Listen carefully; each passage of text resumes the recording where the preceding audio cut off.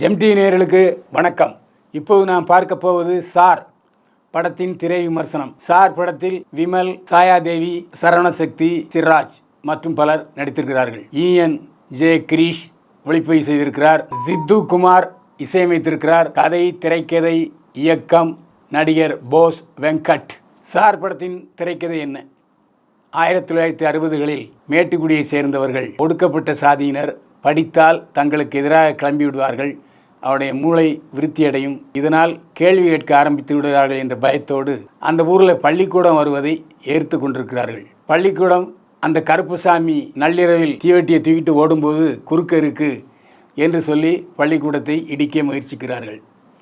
ஆனால் விமலின் தாத்தாவும் அவங்க அப்பா சரவணனும் எப்படியாவது அந்த பள்ளிக்கூடத்தில் மாணவர்களை, அதுவும் குறிப்பாக ஒடுக்கப்பட்ட இனத்தவரை படிக்க செய்ய வேண்டும் என்ற ஆர்வத்தோடு செயல்பட்டு கொண்டிருக்கிறார்கள். அந்த பள்ளிக்கூடத்துக்கு பேரன் விமலும் அதே எண்ணத்தோடு வருகிறார். எப்படியாவது அந்த பள்ளிக்கூடத்தை மேல்நிலை பள்ளியாக்கிவிட வேண்டும் என்ற உணர்ச்சியோடு வருகிறார். ராமநாதபுரத்தில் வேலை பார்த்துட்டு இருந்த விமலை அவருடைய தந்தையார் சரவணன் எப்படியாவது தன்னுடைய மகனை இந்த பள்ளிக்கூடத்தில் மேல்நிலை பள்ளிக்கூடம் வாங்கிட வேண்டிய காரணத்தினால கையை காலை பிடிச்சி அந்த ஊரில் டிரான்ஸ்ஃபர் வாங்கிட்டுறாரு. விமலும் வருகிறார். அந்த நேரத்தில் கலப்பு திருமணத்துக்கு பிறந்த சாயாதேவி அவரை காதலிக்கிறார். காதலிப்பதற்கும் முட்டுக்கட்ட, பள்ளிக்கூடத்தை மேல்நிலை பள்ளிக்கூடம் ஆக்குவதற்கும் முட்டுக்கட்ட, சோதனைகளை தாண்டி சாதனை புரிந்தாரா விமல் என்பது தான் சார் படத்தினுடைய மீதமுள்ள கதை. இந்த படத்தில் சரவணனும் விமலும் போட்டி போட்டுக்கொண்டு நடித்திருக்கிறார்கள். வழக்கமாக சரவணன் காமெடி, குடியாரன், வில்லன், புனிச்சர வேடம் நடிப்பார். இந்த படத்தில் கதையின் நாயகனாக இருவர், ஒருவர் சரவணன், அவங்க மகன் வேடத்தில் விமல். சரவணன் அப்படியே தியாக சீலம் உள்ள, எப்படியாவது ஒடுக்கப்பட்ட இனத்தை சேர்ந்தவர்களை படிக்க வைக்க வேண்டும் என்ற லட்சியத்தோடு வாழ்கிற மிகச்சிறந்த ஆசிரியராக வருகிறார்.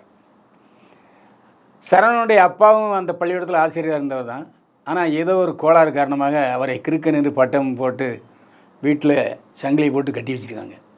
இதனால் அவருடைய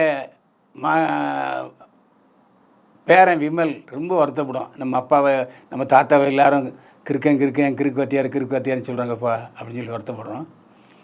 அந்த பள்ளிக்கூடத்துக்கு வந்ததும் விமலும் வெள்ளை சட்டை, வெள்ளை வேட்டி, அந்த பழைய பாக்யராஜ் முந்தானி முடிச்சில் பார்த்த மாதிரியே இருக்கார். ஒரு பள்ளிக்கூட ஆசிரியர் எப்படி இருக்க வேண்டும் என்பதற்கு இலக்காக இருக்கிறார். அதே சமயத்தில் பள்ளிக்கூட ஆசிரியருக்கும் பாடி டிமாண்ட் இருக்கும் இல்லையா? அதனால் பக்கத்தில் பாடம் சொல்லி கொடுக்குற ஜெயாதேவிக்கு ரூட்டு விடுறாரு, லவ் பண்ணுறாரு. ஆரம்பத்தில் மறுதளிக்கிற சாயாதேவி பள்ளிக்கூட ஆசிரியர் மறுபடியும் இவருடைய உண்மை காதலை தெரிந்து கொண்டு சாயாதேவி விமலை காதலிக்க ஆரம்பிக்கிறார். சாயாதேவியும் கண்களாலேயே வசனத்தை வீசுகிறார். அவருக்கு வசனம் கம்மி, ஆனால் அவருடைய பார்வையிலேயே பல அர்த்தங்கள் நமக்கு புரிகின்றன. மிகச்சிறந்த நடிகையாக வருவார் சாயாதேவி. அதுக்கு இந்த படம் மிகச்சிறந்த அடித்தளத்தையும் உத்தரவாதத்தையும் தந்திருக்கிறது. விமல் இதுக்கு முன்னால் விளையாட்டு பிள்ளையாக திரிவார், ஒரு ஜாலியாக. இந்த படத்தில் சின்சியராக நடிச்சிருக்கார், ஒரு வாத்தியாராகவே மாறி இருக்கிறார். அதே போல் வீரத்துக்கு வீரம், சோகத்துக்கு சோகம், காதலுக்கு காதலம் என்று நவரசதியை பிழிஞ்சு எடுத்தார் விமல். இனிமேல் அவர் மிகச்சிறந்த வேடங்களை தேர்ந்தெடுத்து நம்பர் 1 ஸ்தானத்துக்கு, நட்சத்திர நடிகர் ஸ்தானத்துக்கு வர வேண்டும் என்று அவரை நாம் வாழ்த்துக்கிறோம். கண்டிப்பாக வருவார். அதே போல் இந்த படத்தில் வில்லனாக நடித்திருக்கிறார் சிராஜ். இந்த படத்தினுடைய தயாரிப்பாளர் சிராஜ் படத்துடைய வில்லனாக நடிச்சிருக்காரு. நல்ல வாட்ட சாட்டமான தேகம், வெள்ளை நிறம், அதே மாதிரி பசுத்தோல் பொருத்திய புலி. ஆரம்பத்தில் விமலுக்கு மிக நெருங்கிய நண்பராக இருக்கிறார். அதற்கு பிறகு அவருக்கே எதிரியாகிறார். மிகச்சிறந்த திருப்பங்களை உள்ளடக்கியது இருந்தாலும் சிராஜ் நல்ல பாவனைகளை வெளிப்படுத்தி இருக்கிறார். சரவணசக்தி அவ்வப்போது ஜொல்லு விட்டுட்டு போகிற வாத்தியாராக வர்றாரு. ஒரு காலத்தில் அவரும் டைரக்டரு, கதாநாயகன், இப்போ துணை வேடத்தில் வந்து போகிறாரு. சினிமாவில் இருக்கணுங்கிற எண்ணத்தில் செயல்பட்டு கொண்டிருக்கிறார் சரவணசக்தி. இந்த படத்தில் ஒளிப்பதிவாளர் இனியன் ஜே ஹரிஷ். மிகச்சிறந்த ஒளிப்பதிவு. அது இரவு நேரத்தில் அந்த கருப்புசாமி 2 கையிலையும் தீப்பந்தத்தை ஏற்றி வருகிற ஒரு கோரமான சீனு, அதுமாதிரி பள்ளிக்கூட காட்சிகள், சேசிங் காட்சிகள், விபத்து காட்சிகள், சண்டை காட்சிகள் எல்லாத்திலும் இனியவன் ஜே கிரிஷ் தன்னுடைய முழு உழைப்பையும் சாமர்த்தியத்தையும் திறமையும் காட்டியிருக்கிறார். முன்னணி ஒளிப்பதிவாளர்களில் ஒருவராக வருவதற்கு இனியன் ஜே கிரிஷ் அவருடைய திறமையில் நம்பிக்கை வைத்து உழைத்திருக்கிறார். மிகச்சிறப்பான ஒளிப்பதிவாளர், அதில் எந்த சந்தேகமே இல்லை. பட்ஜெட் படத்துக்கு இப்படி சிறந்த ஒளிப்பதிவாளர்கள் அமைவார்களே, ஆனால் பட்ஜெட் படம் நிச்சயமாக வெற்றிக்கனியை பறிக்கும். இசையமைத்திருக்கும் சித்து குமார் பாடல் காட்சிகளில் அதிகமான இசைக்கருவிகளை பயன்படுத்தவில்லை. கொஞ்சம் சோலோ வகை எல்லாரையும் பாட வைத்திருக்கிறார். பின்னணி இசை அட்டகாசமாக இருக்கிறது. குறிப்பாக அந்த கருப்பசாமி நள்ளிரவிலே உலா வருகிற காட்சிகள் சித்துக்குமாரின் பின்னணி இசைக்கு கரகோஷத்தை வர வைக்கிறது. கதை, திரைக்கதை, வசனம் எழுதி இயக்கியிருக்கிறார் போஸ் வெங்கட். காமராஜர் ஆட்சி காலத்திலே காமராஜர் படத்தை பள்ளிக்கூடத்தில் வைப்பார்கள். பிறகு அண்ணாவின் ஆட்சிக்கு பிறகு அண்ணாவி படத்தை பள்ளிக்கூடத்திலே வைப்பார்கள். இந்த படத்தில் புதுமையாக 1960 பெருந்தலைவர் காமராஜர் படமும் அந்த பள்ளிக்கூடத்தில் இருக்குது.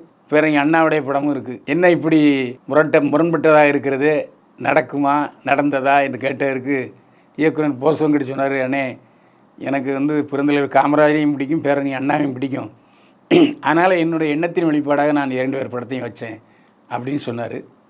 இந்த படத்தில் மேல் சாதி கீழ் சாதி என்பதை மேலோட்டமாக காட்டியிருக்கிறார். கொஞ்சம் ஆழமாக போனால் ஜாதி படமாக இருக்கும். அதனால் ஜாதி படமாக அவர் எடுக்க விரும்பவில்லை. சொல்ல தெளிவாக சொல்லியிருக்கிறார். சில காட்சிகள் லாஜிக் இல்லாமல் போயிட்டுருக்கு, அதுவும் நிரடலாகத்தான் இருக்கிறது. கல்வியின் தரத்தை உயர்த்த வேண்டும், எல்லோருக்கும் சம கல்வி கிடைக்க வேண்டும் என்ற நோக்கத்தில், அதுவும் உயர்ந்த நோக்கத்தில் எடுக்கப்பட்ட படம் இந்த படம். கல்வியின் மாண்பை உயர்த்தி இப்படி கொடி பிடிக்கிறதாக இருப்பதன் காரணமாக நிச்சயமாக சாரை வரவேற்று பாராட்ட வேண்டும். இந்த மாதிரி படங்கள், அதாவது பொழுதுபோக்கு படங்களையும் தாண்டி படங்களிலும் நாங்கள் பாடம் சொல்ல முடியும், படங்களிலும் நல்ல விஷயங்களை சொல்ல முடியும் என்று நல்ல நோக்கத்தோடு படம் எடுத்திருக்கிற போஸ் வெங்கட்டை பாராட்டியே ஆக வேண்டும். ஏன்னா இப்படிப்பட்ட இளம் இயக்குநர்கள் புரட்சி படைப்புகளை படைப்பதற்கு இந்த மாதிரி படங்கள் வெற்றி பெற்றால்தான் அவர் அடுத்த கட்டத்துக்கு போகிறதுக்கு வாய்ப்பு இருக்கும். எனவே நேயர்களே, இந்த படத்தை தியேட்டரில் போய் பாருங்கள். கல்வியின் அவசியத்தை எப்படி பேரறிஞர் அண்ணாவும் பெருந்தலைவர் காமராஜன் சொன்னார்களோ அதே போல் இந்த படத்தை போஸ் வெங்கட் எடுத்திருக்கிறார். நீங்கள் மனமுவந்து பாராட்டி தியேட்டரில் குடும்பமாக பார்க்க வேண்டிய படம் சார். பைல்வான் பார்வையில் சார் படத்துக்கு 100க்கு 48 மதிப்பெண்கள். மீண்டும் சந்திப்போம். வாழ்க வளமுடன்.